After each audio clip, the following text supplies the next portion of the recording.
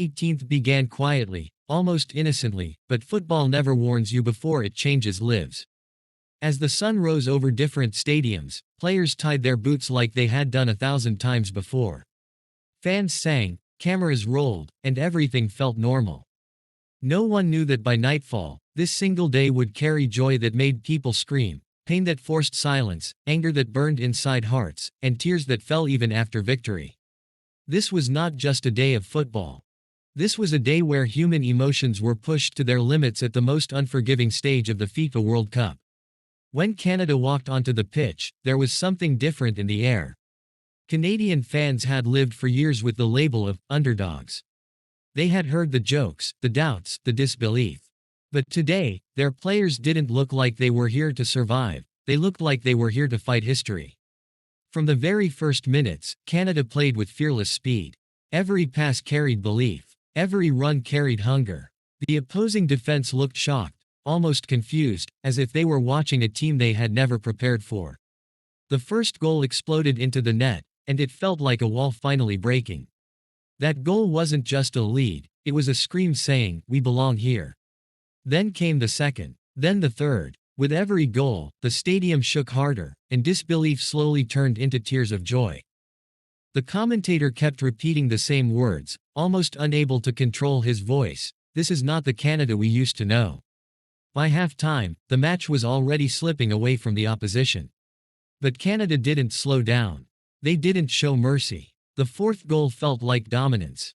The fifth felt like destiny.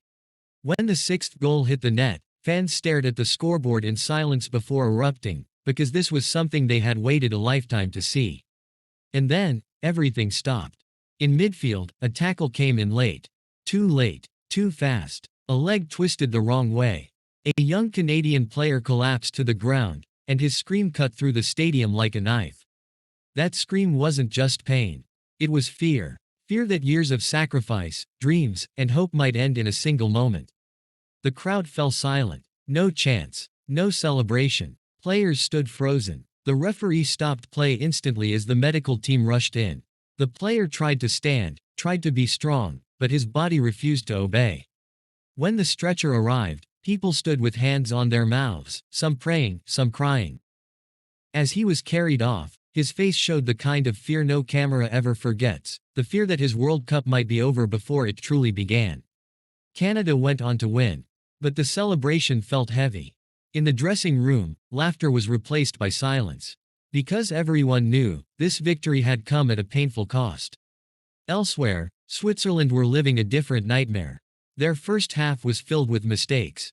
Missed passes, slow reactions, lost confidence. Fans watched in frustration, and social media was already ruthless. People had written them off before the final whistle even seemed possible. As the second half ticked away, the dream felt like it was slipping through their fingers. Then came the 80th minute. A desperate foul from behind. A split second of hesitation. And then the referee reached into his pocket, red card. The stadium gasped. The opposing players surrounded the referee in anger, disbelief written across their faces. They felt robbed. They felt betrayed. But the decision stood. And in that moment, Switzerland changed. Something ignited inside them. As if hope, buried deep, suddenly woke up. Minutes later, the first goal came, and the stadium erupted. The second goal followed. Mexico's match carried the weight of an entire nation. Weeks of criticism, doubt, pressure. This wasn't just football, this was pride. The first half passed in silence, both teams too afraid to make a mistake. Every tackle felt dangerous. Every pass felt heavy. When the second half finally delivered a chance, Mexico seized it. One perfect move, one perfect pass, one unstoppable shot. When the ball hit the net, it felt like a nation breathed again. But the final minutes were torture. Mexico defended with everything they had. Bodies on the line, hearts racing. One moment near the goal line nearly broke them, but the ball stayed out. When the final whistle blew, players collapsed.